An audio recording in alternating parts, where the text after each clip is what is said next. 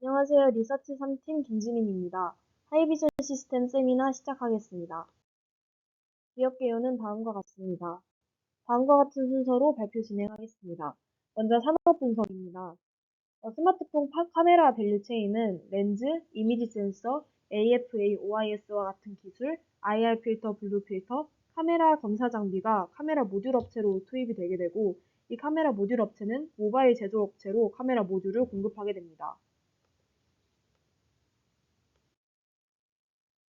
카메라 모듈과 검사 장비 시장을 살펴보자면 카메라 모듈의 고화소화 추세가 계속되고 또 휴대폰 완성품 업체에서의 엄격한 품질 관리가 맞물리면서 자동화 검사 장비의 수요가 급격히 증가하게 되었습니다. 전방 산업의 세트 제품인 휴대폰, 자동차, 노트북 PC, ATM, 청소 로봇 시장이 카메라 모듈 산업에 직접적인 영향을 주고 있습니다. 전체적인 연간 스마트폰 판매 추이를 보자면 2017년부터 역성장하고 있지만 그중에서도 전체 중 $500 이상의 스마트폰의 비중만을 살펴본다면 즉 프리미엄품 시장은 성장하고 있다는 것을 볼 수 있습니다.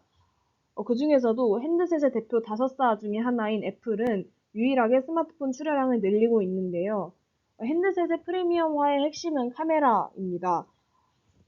그렇기 때문에 애플이 핸드셋 프리미엄화의 선두를 달리고 있는 입장에서 새롭게 도입하게 된 이 폴디드 줌은 그만큼 가치를 갖고 있다고 볼 수 있는데요.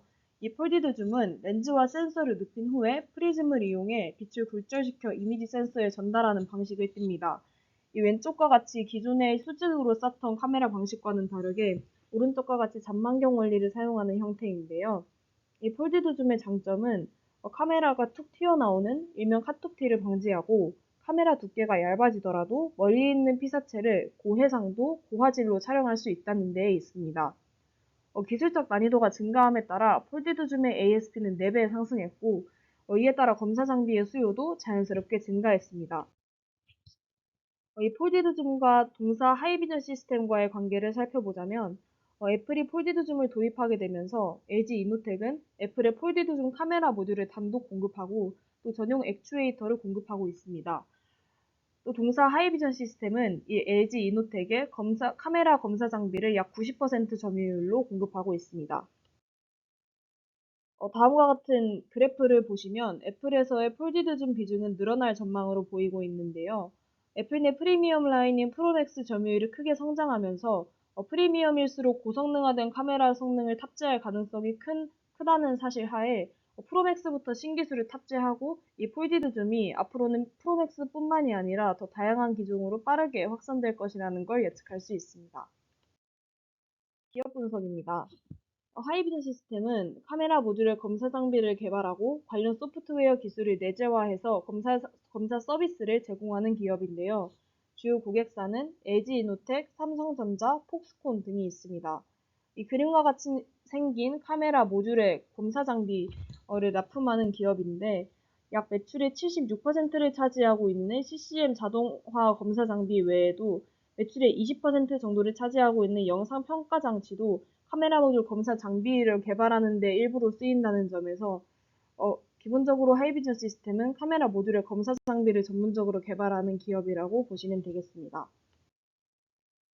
다음은 하이비전 시스템의 기술 로드맵인데요. 동사는 영상 처리 기술, 신호 처리 기술, 모션 제어 기술 등을 활용한 우수한 머신 비전 기술을 바탕으로 이를 카메라 검사 장비를 확인하는 데 쓰고 있습니다. 기존까지는 이 기술을 카메라 검사 장비에만 사용을 했지만 앞으로는 이를 반도체, 2차 전지, 바이오 검사 장비 등에 적용하는 더욱 다양화된 분야를 갖고 있는 회사로 거듭나고 있는데 이를 통해서 밸류에이션 업사이드가 가능하다고 봅니다. 다음은 CCM 검사 장비의 핵심 4가지 기술입니다. 먼저 카메라 모듈이 작아져도 초점이 잘 맞도록 하는 CCM 액티브 얼라인먼트 기술에서부터 시작해서 이미지 센서와 렌즈 간 일정한 간격을 유지하여 렌즈의 초점이 맞도록 조정하는 포커싱 기술을 거치고 또 우리 눈으로 보는 것과 카메라 촬영의 결과물 간의 차이인 왜곡을 줄이기 위한 캘리브레이션 단계를 거쳐 마지막 오류 최소화를 위한 단계인 파이널 이미지 테스트를 거치게 됩니다. 동사의 연간 매출액과 영업이익률 추이인데요. 최근 10년간의 매출액과 영업이익률 추이를 살펴봤을 때 2023년 가장 큰 매출액과 영업이익률을 달성한 것을 보실 수 있습니다. 최근 경쟁사가 파산하고 카메라가 고성능화된 추세에 따라 추가적인 수요가 발생했을 뿐만 아니라 코로나 이후인 2019년 이후부터 펀더멘털이 바뀌면서 영업이익률이 턴어라운드 됐다고 볼 수 있는데 2019년 전에는 일본의 한 기업과 동사가 약 액티브 얼라이먼트 측면에서 일본 9, 동사 1 정도의 점유율을 뜨고 있었지만 2019년에 있었던 모종의 사건을 계기로 동사 8, 일본의 기업 2 정도의 점유율을 새로 갖게 되었고 이때 이후로부터 펀더멘털이 완전히 변했다고 볼 수 있기 때문에 앞으로 영업이익률이 상승하는 추세는 계속될 것으로 보입니다. 또한 본업인 자동화 검사 장비 CCM뿐만 아니라 영상 평가 장치와 같은 신사업도 고속 성장하고 있습니다. 또한 동사는 피어 그룹 사이의 경쟁력이 확실한데요. 가장 큰 경쟁사 중 하나였던 이즈미디어는 현재 상장 폐지를 수순하고 있고 라운피플과 펜텍은 동사의 경쟁사라고 보기 어려울 것 같습니다. 이에 대한 구체적인 근거는 부록을 참고해 주시면 감사하겠습니다. 투자 포인트입니다. 먼저 동사는 기존 사업이 더욱 부흥할 것으로 보입니다. 먼저 전면 카메라의 모듈 검사 장비에 대한 수요가 늘 것으로 보이는데요. 애플이 전면 카메라에 대한 모듈의 스펙에 변화를 주면서 이에 사용되는 SL 3D 센싱 검사 장비의 수요가 확대될 것으로 보입니다. 애플은 현재 홀 디스플레이라고 하는 이 디스플레이를 전면 카메라의 모듈 스펙을 변화하게 되면서 이에 따른 검사 장비의 수요가 불가피하게 되었는데요. 2023년부터 이 홀 디자인을 전체 모델로 확대했기 때문에 계속해서 검사 장비에 대한 수요는 늘 것으로 보입니다. 두 번째로 지금까지 계속 말씀드려왔던 폴디드 줌의 도입이 가장 큰 투자 포인트라고 할 수 있겠는데요. 애플 세트워치의 폴디드 줌 채택 모델 수는 2023년부터 2026년까지 계속해서 확대돼서 탑재될 예정입니다. 현재 23년에는 아이폰 15 프로 맥스 한 모델을 기준으로 폴디드 줌이 탑재되었지만요. 24년에는 아이폰 16 프로와 프로 맥스에 탑재되어 약 탑재량이 5배가량 증가할 것이고 2025년에는 아이폰 17 프로와 프로 맥스에 탑재되면서 또 배율까지 변경하게 돼서 이 폴디드 줌에 대한 수요는 약 10배 예상합니다. 그리고 지금까지 아이폰이 어떤 폼팩터의 변화를 이끌어왔던 어떤 과정을 보면 약 2년에 거쳐서 전기 종에 확대했던 이력이 있기 때문에 26년에는 아이폰 4종에 모두 탑재를 예상해서 앞으로 폴디드 줌 확산에 대한 검사 장비의 수요가 늘 것으로 보입니다. 또한 세 번째로 애플 공장이 인도로 이전함에 따라서 하이비전 시스템이 인도 법인을 설립하는 그 시점이 겹치게 되면서 그 수혜를 하이비전 시스템이 입을 수 있다는 것인데요. 애플이 기존의 중국 중심에서 인도로 약 50% 정도 공장을 이전하게 되었습니다. 그리고 아이폰 생산의 핵심 제조 파트너인 폭스콘 그룹은 기존 인도양 16억 달러 규모 투자에 더불어서 10억 달러 규모의 추가 투자를 인도 정부로부터 확인받았는데요. 이 폭스콘 그룹은 이 하이비전 시스템의 주요 고객사이기도 해서 해당 수혜를 하이비전 시스템이 입을 수 있을 것으로 보입니다. 또 신규 투자에 따른 장비 수요가 증가함에 대한 수혜도 동사가 입을 것으로 보입니다. 두 번째로 동사는 신규 사업을 다양하게 진행하고 있는데요. 그중 첫 번째로 장기적으로 확보된 신규 사업인 2차 전지 사업이 있습니다. 동사는 모듈 팩 패키징과 극반 비전 검사 모두에서 자체 기술을 보유하고 있는데요. 2차 전지 장비 신사업 관련해서 세방 리튬 배터리와 약 93억 원 규모의 2차 전지 배터리 생산 라인 신규 수주 계약을 2023년 3월 말 체결했고, 이는 작년 동시대에 대비해서 굉장히 빠른 그리고 큰 규모의 투자이자 수주라고 볼 수 있습니다.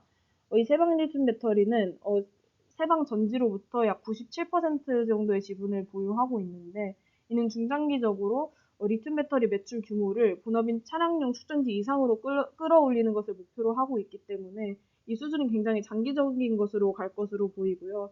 이에 따라서 동사와의 계약을 지속할 가능성이 높아 보입니다. 두 번째로 바이오헬스입니다. 올해 중장기 내로 셋업을 완료해서 납품하는 것이 목표이고 기존 동사 대비보다 높은 수준의 장비일 것으로 추정됩니다. 초도 납품 이후에는 국내 중대형 바이오 제약 기업들과 영업 활동을 전개함에 따라서 매출이 확대될 예정입니다. 세 번째로 반도체 분야에도 진출했는데요. 기존 반도체 웨이퍼 표면의 이물질을 검사하는 장비로 타 웨이퍼 대비 검사 기준이 높았기 때문에 그동안 외산 장비에 의존하고 있었지만 이제는 이 자체적으로 개발한 이 AOI 장비를 통해서 검사 소요 시간을 최소화하기 위한 분산 처리 기술 그리고 병렬 처리 기술을 구현한 자체 비전 시스템과 광학 기술을 적용한 AOI 장비를 납품할 예정입니다. 마지막으로 XR VR 시장입니다. 현재 애플 비전 프로의 검사 장비에 대한 수주를 받고 있는데요. 핵심 기술인 비전 및 이미지 검사 소프트웨어를 활용한 검사 장비를 적용하고 있기에 향후 시장이 확대되면서 CEO에 대한 높은 기대감을 기반으로 생산이 확대될 가능성이 보입니다. 세 번째 투자 포인트입니다. 세 번째 투자 포인트는 자회사 퓨런티어의 잠재 역량이 굉장히 좋다는 것인데요. 이 퓨런티어는 전장용 카메라 모듈 검사 장비 전문 기업입니다. 크게 장비 사업부와 부품 사업부로 나누어져 있는데 이 장비 사업부의 2023년 기준 70% 정도를 하이비전 시스템발로 받아오고 있습니다. 여기 옆에 세부 폭력별 비중을 보시면 거의 60% 정도를 전장용 장비가 차지하고 있는 것을 보실 수 있습니다. 퓨런티어는 자율주행의 흐름 속에서 자동차의 개수가 많아짐에 따라 그 수혜를 입을 것으로 보이는데요. 현재 사실 자율주행 시장이 마냥 좋지만은 않습니다. 안전이나 성능 관련 논란에 띄고 있음에도 불구하고 어떤 자율주행의 대표 기업이라고 할 수 있는 테슬라는 FSD 소프트웨어에 대한 무료 체험을 공급하고 있고 이는 당장 돈이 되지 않는데도 기술이 계속 발전함에 따라 테슬라도 해당 계획을 끌고 가려 하는 것을 유추해 볼 수가 있습니다. 현재는 신규 테슬라 구매자의 약 5%만이 이 FSD 구매를 한 것으로 추정되지만요. 이 무료 체험이 시행되고 나서 2026년에 그 소비자 수가 20%만 증가한다 하더라도 약 10억 달러의 순이익이 추가될 수 있을 것입니다. 또한 이 자율주행이라는 테마 속에서 장비 성장성에는 변함이 없을 것으로 보이는데요. 이에 따라 동사는 장비 자체의 기술력을 보유하고 있으므로 단기적으로 실적이 좋지 않더라도 장기 성장성에는 무리가 없을 것으로 보입니다. 특히 다음과 같은 것이 동사가 가지고 있는 기술력인데요. 경쟁사 대비해서 AA 정밀도와 IPC 정밀도를 둘 다 이 정도로 갖고 있는 회사는 동사가 유일하고요. 또한 액티브 얼라인과 인트린식 캘리브레이션 측면에서 양산 단가 경쟁력이 굉장히 높습니다. 네 번째 투자 포인트는 실적 성장이 예상된다는 것인데요. 수주 잔고와 재고 자산 그리고 제공품이 올라와 있는데 이제 제공품이 굉장히 많이 올라와 있음에도 불구하고 제품은 그 정도가 안 된다는 점에서 당장 제품화시킬 재고 자산이 많고 이는 실적이 금방 찍힐 수 있다는 것을 뜻합니다. 또한 수주 잔고는 2022년 대비 2023년 약 300%가량 증가했습니다. 마지막으로 주가와의 연관관계를 살펴볼 수가 있는데요. 지금까지 동사의 주가는 아이폰 카메라의 폼팩터가 변화할 때 큰 폭의 성장을 이루어 왔습니다. 그래서 휴먼 듀얼 카메라가 도입될 때, 그리고 휴먼 트리플 카메라가 도입되었을 때 굉장히 큰 폭 성장한 것을 보실 수 있는데요. 현재 동사는 폴디드 줌을 도입함만으로도 굉장히 큰 폭의 성장을 기대할 수 있었지만 2024년 기점으로 역대급으로 많은 신규 사업의 진출을 앞두고 있으므로 굉장히 큰 폭의 성장을 기대할 수 있다고 봅니다. 리스크입니다. 첫 번째 리스크는 2019년 사례처럼 매출액이 떨어질 가능성에 대해서 생각해 봐야 하는데요. 2019년에 매출액이 떨어진 이유에 대해서 살펴보자면 미중 무역 분쟁의 여파로 당사의 주요 고객사인 북미, 중국 고객사들의 신규 투자가 축소함에 따라 매출액이 감소했습니다. 하지만 이는 단기적이고 일시적이며 피할 수 없는 사건에 의한 불가피한 손해로 다시 반복될 가능성이 없어 보입니다. 또한 과거 중장기적인 성장을 위해 진행되었던 인력 충원 투자의 결과라고도 볼 수가 있는데요. 이에 따라서 고정비가 증가했었고, 그랬기 때문에 매출액 감소율보다 영업이익 감소율이 더 크게 작용했었습니다. 하지만 현재 인력 충원이 완료되었으므로 한동안 이로 인한 영업이익 감소율은 없을 것으로 보입니다. 두 번째 리스크는 스마트폰 출하량 감소 등 CCN 산업 자체가 주춤할 가능성인데요. 이 CCM이라는 산업 자체가 원래 사이클성이 크고 변동폭이 좀 있습니다. 그러나 전례에서도 산업 상황이 좋아지면 금방 다시 올라오는 탄력성을 보여왔고요. 또 CCM 산업이 주춤한다 하더라도 프리드줌이 도입됨에 따라 대체 불가능한 검사 기술을 동사가 갖게 되었기 때문에 이 CCM 산업 자체에 영향을 크게 받지 않을 것으로 보입니다. 또한 현재 주춤하고 있는 이 스마트폰 전체 시장과는 달리 500달러 이상의 프리미엄화된 핸드셋 시장은 2020년부터 계속해서 상승하고 있으므로 현재 CCM 산업 자체는 굉장히 호황인 것을 볼 수가 있고요. 이 CCM 산업 자체가 만약에 이럼에도 불구하고 주춤해서 동사가 그 영향을 입을 수 있다 한다 해도 동사는 추가 매출을 만들어주는 신사업을 다변화하기 때문에 그런 측면에서 완전히 헤드셋 산업의 타격을 완화할 수 있다고 봅니다. 세 번째로 자회사 퓨런티어의 매출액이 감소할 가능성을 봐야 하는데요. 전기차 생산량 감소로 인해서 카메라 수요가 감소해 왔습니다. 대표적인 자동차 전기차 업체인 제너럴 모터스, 포드, 루시드, 테슬라 등은 모두 전기차 생산량에 대한 계획을 연기하거나 변경해 왔습니다. 이에 따라서 벤더들의 현지 공장 설립이 지연되면서 벤더형 장비 공급이 지연되는 등의 리스크가 있었는데요. 그럼에도 동사는 수주 잔고를 유지하고 있고, 다만 2024년에는 2023년 대비 매출이 감소할 것으로 예상됩니다. 이는 어쩔 수 없는 전기차 산업의 어떤 영향을 받았다고 보아야 할 것 같고요. 그럼에도 수주 잔고를 유지하고 있다는 점에서 이를 극복할 기술력과 함께 장기적으로는 타격이 미미할 것으로 보입니다. 밸류에이션입니다. 다음은 참고해 주시면 감사하겠고요. 2024년부터 매출액을 추정해 보자면 2차 전지의 사업이 확장되면서 전년과 비슷하게 가정하여 150억을 산출해 주었는데 현재는 작년보다 훨씬 빠른 속도로 수주가 체결되고 있으므로 벌써 100억가량의 수주가 확보된 것을 볼 수 있을 때 이 150억은 굉장히 보수적으로 잡은 것으로 이해해 주시면 되겠습니다. 또 이 외에도 바이오에스, 반도체, AR, VR 등의 다양한 신사업 다변화가 이루어지면서 추가 투자 약 150억을 산정했고요. 폴디드줌의 리드타임을 고려해서 10% 성장해서 3,740억 산출했습니다. 또 매출 원가는 작년 3개년 2021년, 2022년, 2023년 평균 매출 원가 65% 적용해줬고요. 판관비 같은 경우에는 가장 큰 비중을 차지해왔던 급여와 경상개발비 측면에서 살펴보았는데 급여 같은 경우에는 인도지사를 설립하게 되면서 추가적으로 40%가량 높게 산정해줘서 68.4억 산출해 주었고요.